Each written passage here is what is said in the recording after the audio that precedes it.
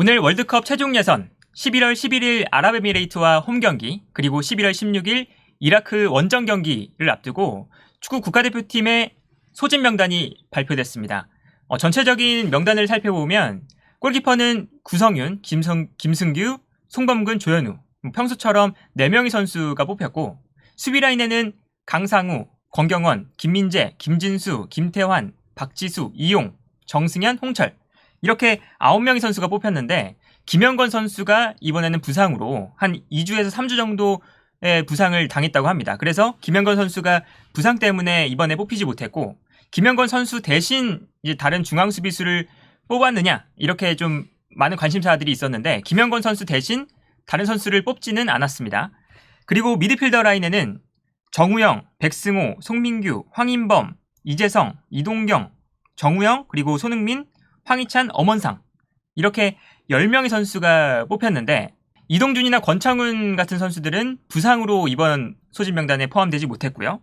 그리고 나상호 같은 경우는 이 나상호 선수가 아시안게임에서 금메달을 획득하면서 병역 특례를 받았죠. 그런데 병역 특례를 받으면 봉사활동 시간을 544시간, 이 34개월 동안 544시간을 채워야 되는데 이게 코로나 때문에 최근에 봉사활동을 할 수가 없는 상황이었어요. 그런데 최근에 이 병역법이 개정이 되면서 이 34개월 동안 봉사 시간을 다 채우지 못하면 이제 해외 출국은 좀 금지된다.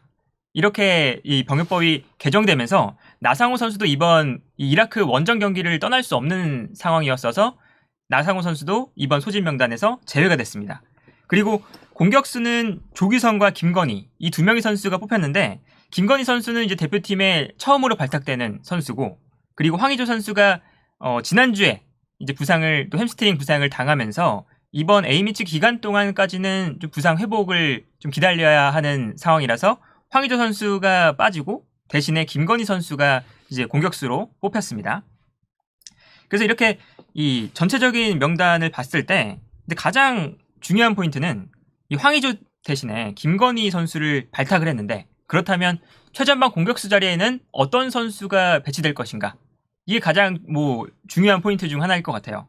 일단 김건희 선수를 이 황의조 선수 대신 뽑은 이유는 결국에는 이 김건희 선수도 굉장히 육각형에 가까운 선수거든요. 그래서 이 중앙에만 있지 않고 굉장히 활동 반경을 넓게 가져가면서 측면으로도 좀 빠져줄 수 있고 이런 유형의 선수이기 때문에 벤투 감독이 어찌 보면 좋아하는 유형의 선수죠. 그리고 벤투 감독이 오늘 인터뷰에서도 김건희 선수를 굉장히 많이 지켜봤고 또 우리 국가대표팀 전술에 좀 알맞은 선수라서 굉장히 계속해서 염두를 해두고 있었다라는 인터뷰를 했던 걸 보면 김건희 선수를 뽑은 이유는 결국에는 이 벤투 감독 전술에 맞는 선수이기 때문에 이제 뽑았다고 볼 수 있겠고 그리고 조규성 선수도 마찬가지로 조규성 선수가 김천 상무에서는 이 측면 공격수로도 뛰고 이런 선수이기 때문에 조규성 선수도 측면에서 충분히 뛸 수 있다는 점 이런 점들을 보면 중앙과 측면을 충분히 좀 오갈 수 있는 이런 좀 유동적으로 뛰어줄 수 있는 선수들을 최전방 공격수 자리에서 뽑았다고 볼 수가 있겠고요.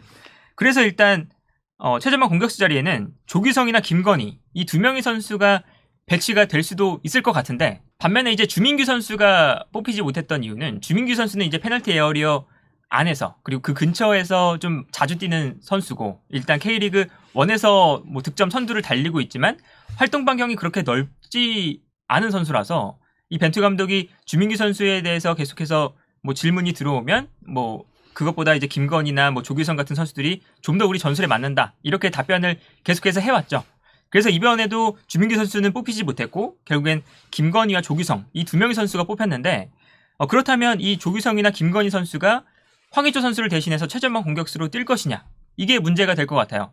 황의조 선수가 없을 때 최근에 우리 국가대표팀에서는 조규성 선수가 최전방에 뛸 때도 있었지만 손흥민 선수를 최전방에 두는 경기도 있었거든요. 바로 지난 경기였던 이란전에서도 황의조 선수가 중간에 교체되면서 손흥민 선수를 최전방에 배치를 했었고 또 손흥민 선수가 최전방에서 굉장히 좋은 플레이들을 보여줬었죠. 그렇기 때문에 김건희나 조규성 선수를 최전방에 배치하지 않고 선발로 손흥민 선수를 최전방에 배치하는 전형도 가능해 보입니다. 그리고 손흥민 선수를 최전방 공격수로 활용한다는 것은 황희찬 선수를 왼쪽 측면 공격수로 이제 배치할 수 있다는 그런 장점이 또 있어서 손흥민 선수를 아마 우리가 경기를 할 때 최전방 공격수로 배치를 하지 않을까 좀 개인적으로 예상을 해보는데 이 황희찬 선수가 그동안 손흥민 선수와 좀 자리가 겹치면서 국가대표팀 내에서는 손흥민 선수가 왼쪽 그리고 황희찬 선수가 오른쪽 측면 공격수로 뛰었죠. 그런데 황희찬 선수도 사실은 왼쪽 측면 공격수로 나왔을 때 중앙으로 침투해 들어가면서 좋은 플레이를 보여주는 선수고 울버햄튼에서도 그렇게 뛰고 있는 선수인데 오른쪽 측면에서는 아무래도 황희찬 선수가 좀 중앙으로 접고 들어오면 슈팅할 수 있는 좀 각도가 이제 오른발로 슈팅할 수 있는 각도가 안 나오다 보니까 중앙으로 좀 침투하는 움직임도 좀 부족하고 그렇다고 황희찬 선수가 좀 오른발을 사용하기 위해서 오른쪽 측면으로 볼을 몰고 가면 뭐 크로스를 올리는 유형의 선수도 아니기 때문에 황희찬 선수의 좀 장점을 제대로 보여주지 못했는데 손흥민 선수를 지금 황의조 선수가 없는 상황에서 손흥민 선수를 좀 최전방으로 배치하게 되면 황희찬 선수를 왼쪽에 좀 배치를 하면서 황희찬과 손흥민 두 선수를 동시에 활용할 수 있다는 점을 생각해보면 이 손흥민 선수를 이번에는 최전방 공격수로 배치하는 것이 좀 유력해 보이지 않나 이렇게 좀 생각을 해보겠습니다.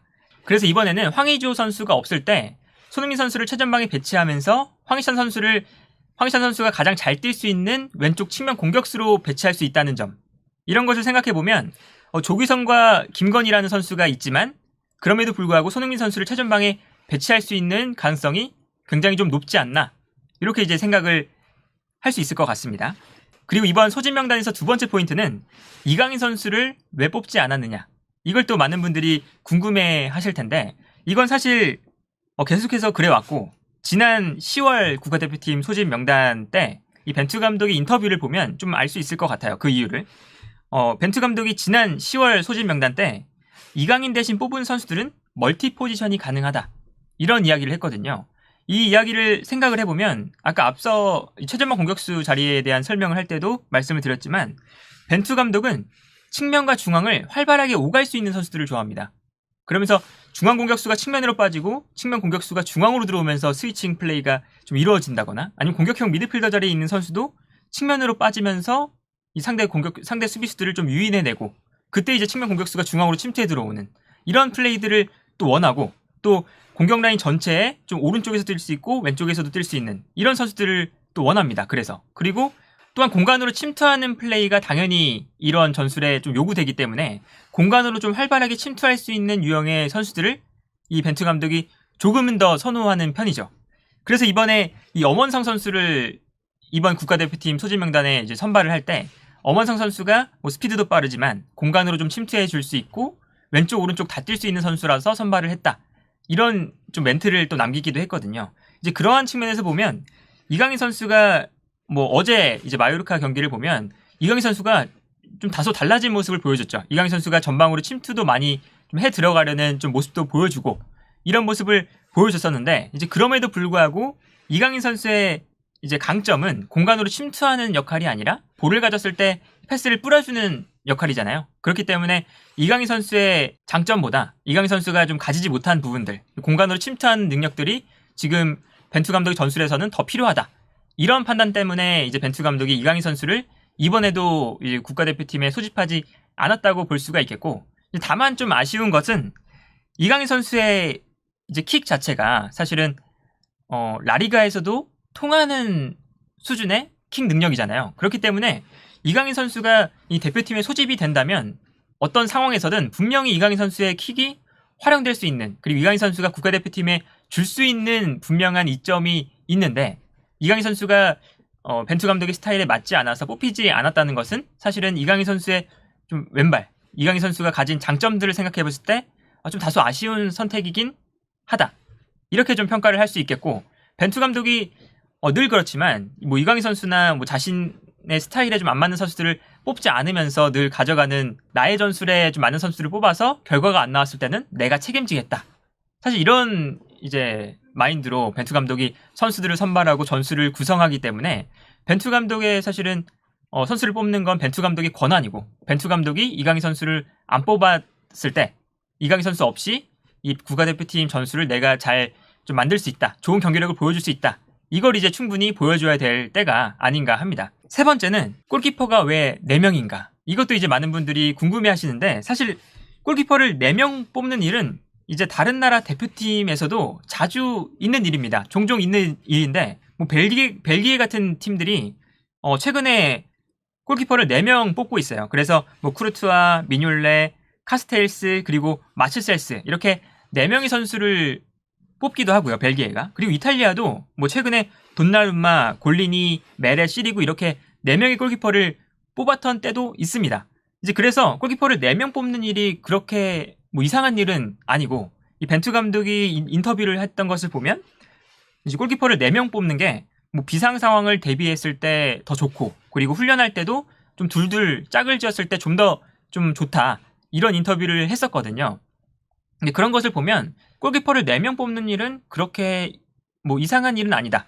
그리고 다만 이제 뭐 월드컵이나 뭐 이렇게 인원이 제한되어 있는 그런 이제 소집 명단을 발표할 때는 보통 이제 다른 국가대표팀들도 골키퍼를 4명 뽑다가 이제 뭐 월드컵에 갈 때는 3명 정도로 이제 추려내고, 이런 이제 상황들이 있거든요. 그렇기 때문에 최종 예선 이런 단계에서는 4명을 뽑아도 뭐 그렇게 이상한 일은 아니다, 이렇게 평가를 할 수 있을 것 같고요.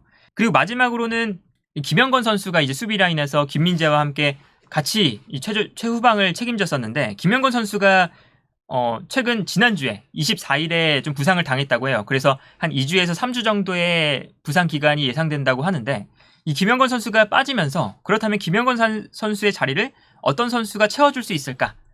이게 이제 또 포인트가 될 수 있을 것 같아요. 그래서 이제 보통 벤투 감독이 뽑는 중앙 수비수 자원이 김민재, 김영권, 권경원, 박지수, 정승현까지 이렇게 보통 5명의 중앙 수비수를 뽑았었죠. 그런데 이번에는 김영권 선수가 부상으로 빠지면서 뭐 다른 중앙 수비수를 뭐 뽑을 것인가, 이게 이제 뭐 하나의 포인트가 되었었는데, 김영권 선수가 빠진 것을 그냥 내버려 두고 기존에 원래 중앙 수비수를 5명을 뽑았으니까 김영권 선수가 없어도 중앙 수비수 4명으로 충분히 이번 2경기를 치를 수 있다, 이런 판단인 것 같습니다. 그래서 김영권 선수 없이 이번에는 김민재, 권경원, 박지수, 정승현 이렇게 중앙 수비수 4명을 뽑았는데, 일단 중앙 수비수는 호흡이 중요한 만큼 뭐 새로운 선수를 뽑기보다는 일단은 이번 대표팀에서는 김민재 선수 옆에 권경원, 박지수, 정승현 이 3명의 선수 중 1명이 뭐 뛰게 될 것 같고요. 조금 이제 아쉬운 것은 사실은 수비 라인에 좀 호흡이 좀 중요한 만큼 그래도 벤투 감독 입장에서는 중앙 수비수를 굳이 더 뽑지 않고, 지금 중앙 수비수가 4명이나 보통 우리가 뽑고 있었으니까 김명건 선수가 없을 때도 이 4명의 선수로 충분히 이번 2경기를 치를 수 있다, 이렇게 판단을 했을 수도 있지만, 그럼에도 불구하고 이렇게 주전으로 뛰는 선수가 1명 이탈했을 때 이 국가대표팀에 좀 소집을 안 해봤던 선수들을 좀 뽑아서 좀 훈련 상황에서라도 좀 지켜보면서 이 선수가 어떤 장점을 갖고 있구나, 우리 팀에서 어떤 모습을 보여줄 수 있겠구나, 이런 것들을 좀 실험해 봤으면 훈련 과정에서 조금 벤투 감독이 지켜볼 수 있는 시간이 있었으면 좋았을 텐데, 벤투 감독은 일단은 이 김영건 선수가 빠진 자리에 대신 대체할 수 있는 선수를 추가로 뽑지 않은 게 사실 조금 아쉬운 부분이긴 합니다. 전체적으로 일단은 이번 국가대표팀 소집 명단을 보면 전체적으로 벤투 감독의 스타일이 여전히 잘 드러났던 명단이 아닌가 해요. 그리고 지금 우리 최종 예선 순위를 보면 이란이 3승 1무로 승점 10점으로 1위, 그리고 그 다음으로 우리가 2승 2무 승점 8점으로 2위고, 그리고 3위가 레바논 승점 5점, 그리고 그 다음이 아랍에미레이트 3점, 이라크 3점, 이렇게 순위가 있는데 이 최종 예선에서는 2위까지 월드컵 본선에 직행하는 순위이기 때문에 우리가 지금 2위에 지금 머무르고 있지만 2위권을 좀 경쟁할 수 있는 팀들, 아랍에미레이트나 이라크 이런 팀들에게 승리를 거둔다면 우리가 월드컵 본선을 진출하는 데에는 그렇게 지장이 지금 없는 순위거든요. 그래서 이번 이 다가오는 2번의 최종 예선 경기, 아랍에미레이트와 이라크전을 잘 치러내서 벤투 감독이 자신의 스타일을 보여주면서 동시에 결과도 가져올 수 있는 이런 경기가 되었으면 좋겠습니다.